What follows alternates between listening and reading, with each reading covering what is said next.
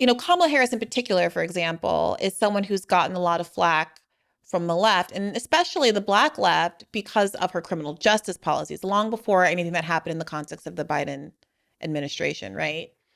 And, if you are someone who has focused on mass incarceration and abolition as an issue in particular, I do think there are some questions about why there would be such a full-throated embrace of Kamala Harris, unless, as you say, just admit she's terrible and I'm scared, and so this is what we're going to do.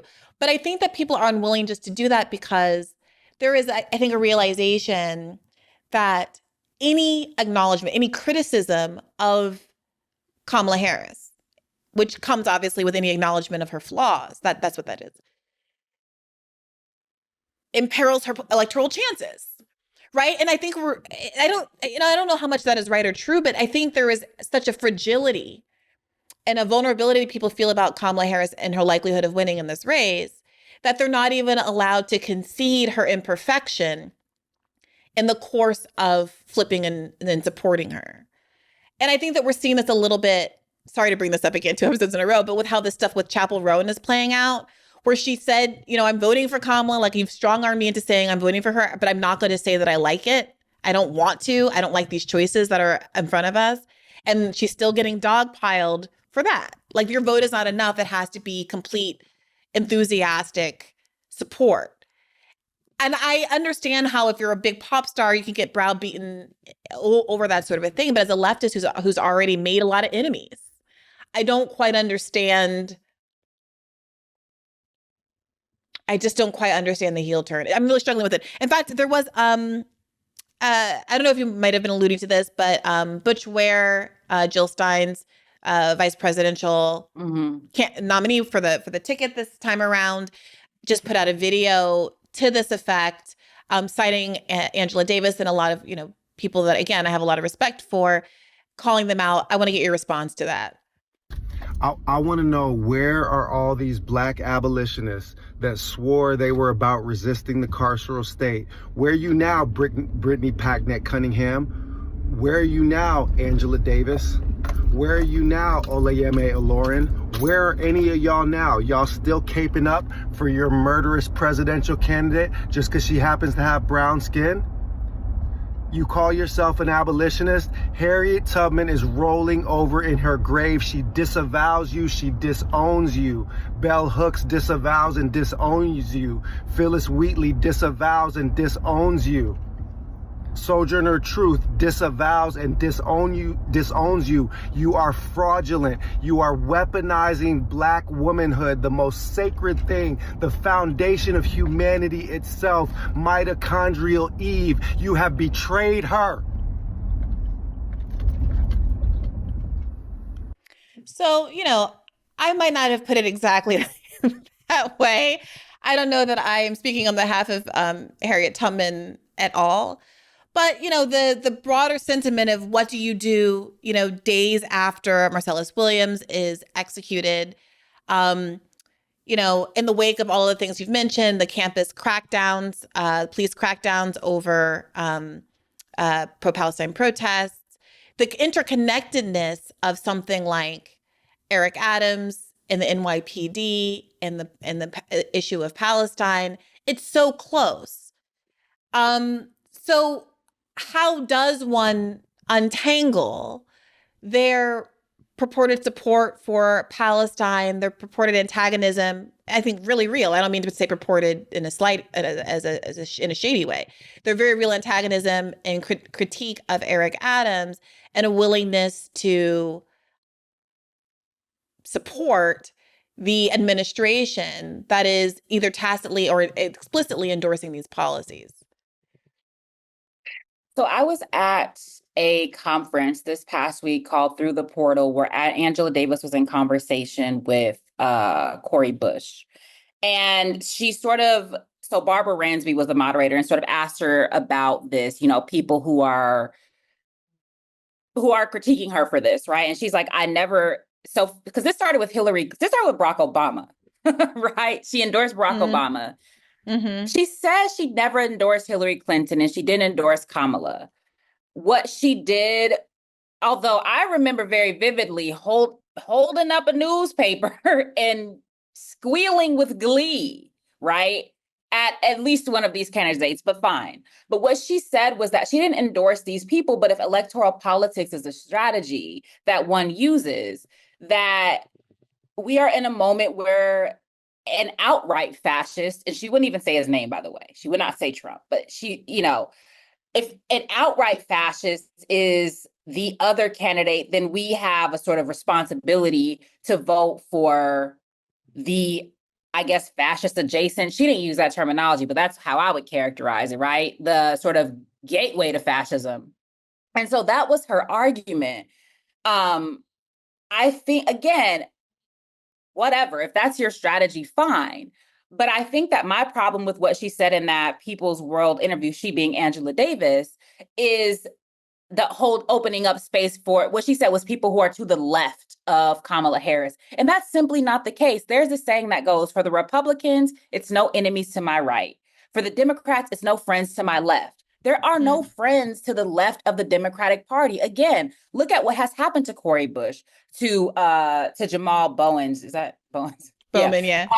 Bowman, sorry. And nobody has spoken up, right, on their behalf. Rashida Tlaib is constantly badgered, berated in Congress, and there are few defenders of her, right? And so I think that, to me, that is the problem. It's like, vote for whoever you want. If electoral politics is one strategy among many for you, fine. But to me, it's the misleading statements like the left is going to be better off under, right? Because there were people previously who were saying, I won't say any names, but there was one scholar in particular who said that the question of Palestine would be better managed under a Democratic presidency. And I'm sure, looking back now, she deeply regrets having said that, because it's simply not the case. It's simply, and to me, the dissonance between, people saying things will be worse under Trump, especially with respect to Palestine, there's just a dissonance between it's terrible now. They just blew up pagers, right? They're carpet bombing Lebanon now, right? Israel has engaged in outright terrorist attacks with no rebuke from the United States. It's the worst is here. So the fact that you would prioritize what you can imagine would happen over what's actually happening now is just the height of self-absorption. Right. And there's an unwillingness to even say the truth about what's happening now because you're prioritizing your electoral needs over, I'm sorry, a literal genocide. And so this is how I've gotten to the place where where like in 2020, I was soft pedaling it a little bit more. But this is where I get to the place where I very strongly feel, frankly, that endorsing, normalizing the status quo, which in this case is genocide, is the greater evil. It is the greater evil. And this is what I keep coming back to. And I don't understand why this is like so difficult to get across to people. My politics are what they are. I'm not voting for Democrats. However, if you are not me, like I'm not expecting the world to wake up tomorrow and I'll be me. But if you are not me and you believe in the Democratic Party and you simply want it to be living up to its ideals, don't tell them you'll vote for them unconditionally. Right. Don't tell them you'll vote for them unconditionally. Say, I'm begging to vote for you. This is where we get back to the uncommitted stuff. I'm so desperate and thirsty to vote for you, but I need you to have like a bare minimum litmus test that you meet first. And that includes not sending arms, not breaking American laws to send arms to a country that has been blocking U.S. humanitarian aid to Gaza. I want to, before we move on from the Angela Davis of it all, just read what her statements were in that People's World article. She said this, quote, "When Obama was elected, that was a very important victory," Davis said when asked about the advance of Black political figures in the U.S. Quote, "It was not a victory in relation to what he actually accomplished during his presidency, but rather what was significant was that young people organized and accomplished something that was considered to be impossible. There were many at the time who didn't think it was possible to elect a Black president, but the people, young people especially, refused to believe that. They struggled and were victorious, demonstrating that when we organize, we can win." A similar dynamic has been sparked by the entry of Kamala Harris into this year's race for the White House, Davis said. The point of winning, however, is, quote, "not to put people into office only because of their race or gender," she cautioned. When we engage in electoral politics, it can't be just because a particular individual is running for office, Davis told the crowd. It is to enlarge the terrain of mass struggle, to guarantee a space for the trade union movement to win victories, for the women's movement to win victories, for people of color to win victories, for working and poor people to win victories. That's why we urge people to vote, isn't it? Isn't just, and you would know this better than I, you follow mainstream politics more closely. Didn't Biden break the railroad strike? 100% he did. 100% he So, did. and if I'm not mistaken, the union drive actually picked up under Trump, I want to say in the context of COVID. So there were some years where there was like massive strikes globally, right? I think it started in like 2018. Mm-hmm. The largest strike wave in history. This is when Trump is president. And so this idea that who's in office in the federal government drives what people on the ground do, Angela Davis knows better than that. And you can kind of hear in her response that she knows better. And she can hear herself and she keeps caveating herself. It's not just because they're Black. It's so that we can grow these movements. Yeah, sorry, go ahead. And even, I don't see any evidence that Kamala Harris has sparked some mass movement. What she did spark was the largest single day donations in history. That's rich people. Yeah. That is not a move. That is a movement of money. That is not a movement of people. And so it's just, again, it's completely disingenuous. And if we have no other power, we have the power to tell the truth. We have a responsibility to tell the truth, especially with somebody like Angela Davis, who has a global platform. Yeah. At the same time that I also understand that she's 80 years old. And the reality is, with the exception of very few people like W.B. Du Bois, people tend to moderate over time. And but I will never be able to reconcile the fact that she still identifies as a small c communist and is arguing that either of these parties will be accommodating to that type of politic when we have seen more anti-Marxism in the past, 5 to 8 years than we've seen, since the end of the Cold War. The attacks on so-called CRT and so-called cultural Marxism, and that is a bipartisan effort. Moreover, what I would like to hear is from these people who are touting more space under a Democratic presidency is an analysis of what's happening on the state level. Mm-hmm. Because the ultra-conservatism of many of the states is marching on unabated under any federal presidency, right? And so to me, I think that we need more informed and honest analysis and assessment of what's happening, and not this rhetoric and hyperbole that really is just doing a disservice to people who don't necessarily have the political insight and are looking to others, right? Other people to sort of distill what's happening. And I just think that her speech is inaccurate.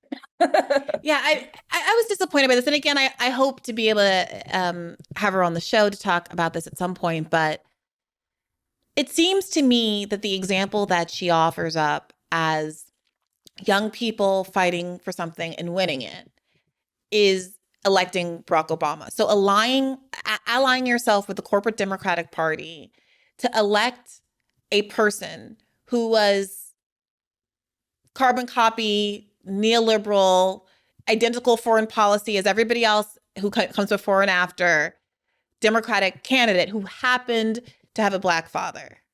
Like that is the example that she's giving of like, well, here's the path that can be taken to achieve goals without a structural recognition of the barriers that are going to emerge when you're fighting for something that is against the interest of the very party and the very systems that were happy to have Barack Obama there as long as he ruled in accordance with their belief structure, right? Mm-hmm. So the idea that like the fact that young people were involved in the Barack Obama campaign and that campaign was successful can be analogized even to another political campaign, say the Bernie campaign, which we saw all the structural barriers in the world levied against that run. But even outside of politics, the idea that you're going to be able to pursue police reform or convince the Democratic Party to use the supermajorities it has had in recent history under Obama to actually codify Roe instead of using it as a sort of Damocles to pressure everybody into voting for Democrats every other year.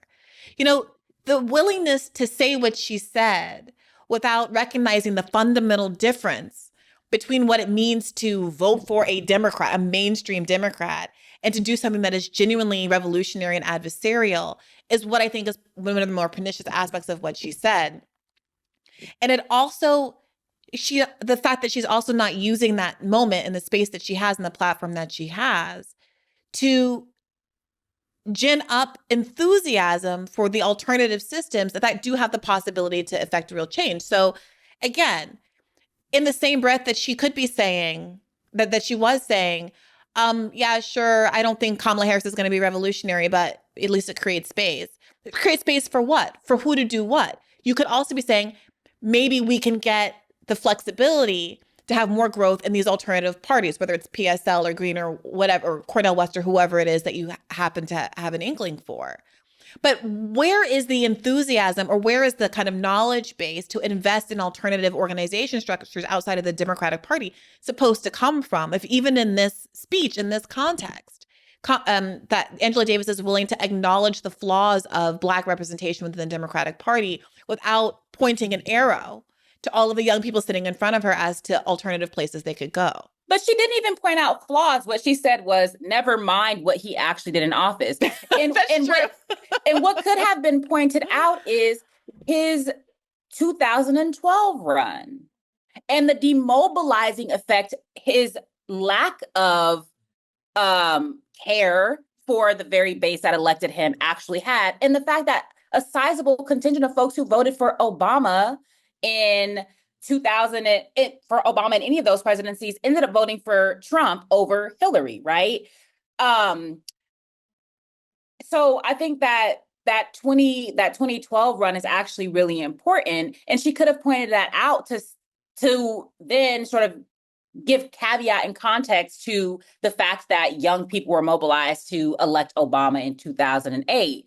Moreover, she ran as a vice presidential candidate 2 or 3 times for the Communist Party under Gus Hall. And so that also, she also could have talked about why it is that she did that, right? And perhaps give some context to what are the possibilities and pitfalls of running a third party candidacy, and what would it actually mean if one of those third parties won. So back to the Butch Ware clip, that was a rousing speech. But ultimately, whoever won the presidency, even if by some miracle or Hail Mary it was the Green Party, you would still be at the helm of empire.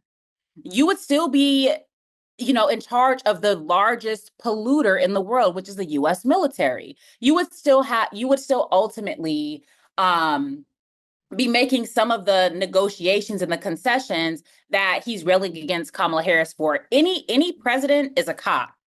Any president is a cop. And I think it is important to point out her enthusiasm for being the top cop. But I think that, again, less bombast, right? Less sort of hyperbole, and more if we're actually trying to build a mass base out of electoral politics, we have to be honest. And the more concrete and real we can be about what's actually happening, I think the better. Yeah, I think that's fair. I was just opening up the Green Party's foreign policy platform to see if I could get some sense of what they would do if given the helm. I mean, I do think that, obviously we're talking about sort of, I don't like saying it's not going to happen, because I do think at a certain point, everyone has to take a leap and start investing in it. And I think there's real good reasons to invest in third parties, but obviously we're talking, it's a duopoly. It's a duopoly. It is what it is. But I am curious how they handle the tension between kind of presenting themselves as ready for the job and the reality of what it means to be the world's top cop if you win. There's certainly good stuff in here, but I know that they have I know that there's a military, I don't know. I'd have to take more time and look. Let me just see real quick if I Google environment in here. Our defense budget has increased out of all proportion to any military threat to the United States and to our domestic, social, economic, and environmental needs. The United States government must reduce our defense budget to half its current size. The 2012 defense budget exceeded $700 billion, and that does not take into account military expenditures not placed under the defense budget. So cut it in half to what end? So you still need $380 billion to do what? There's still, what does that say about dismantling the 800 U.S. military bases around the globe? All I'm saying is that fine, like, I don't, and that's politics, right? You have the rousing speech, you shit on the other candidates, fine. But I think this is really especially for the Green Party. I do got one on that one. Okay, They say the U.S. has over 700 foreign military bases. We urge our government to phase out all bases not specifically functioning under a UN resolution to keep peace and bring home our troops stationed abroad, except for the military assigned to protect a U.S. embassy. Many of these bases are small and can be closed immediately. We advocate further reductions of U.S. foreign military bases at a closure rate of 1/4 to 1/5 of their numbers every year. Let's talk about peacekeeping missions. There was a peacekeeping mission in Haiti after the hurricane, earthquake. Right? Yeah. After the massive earthquake, that particular peacekeeping mission ultimately ended up with hundreds of thousands of Haitians contracting cholera because those UN peacekeepers were dumping like poop in the water, the drinking water of Haitian people. Right now, the current reoccupation of Haiti, the U.S. is calling for another so-called permanent peacekeeping mission. So even this idea of a peacekeeping mission that's routed through militarism and military bases is the Green just got more work to do, right? And they're not, I guess they're not placing themselves up as saviors, but rather as alternatives. But what I'm saying is that this is an opportunity to actually have real conversations and not make these bombastic speeches, to be real and to be sort of concrete about how you actually differ from a Kamala Harris or a Donald Trump, given what the exigencies are of running an empire in tatters and in free fall. And so I don't know. I think Butch and Stein are fine, whatever. But I also think that there could be some more political humility and some political education that can sort of come alongside these third party runs. And I do think the PSL candidates, to be fair, do more of that, right? More of that attempt to bring potential voters along and do political education. Well, did you happen to catch Butch Ware and Jill Stein on The Breakfast Club? I've seen some clips.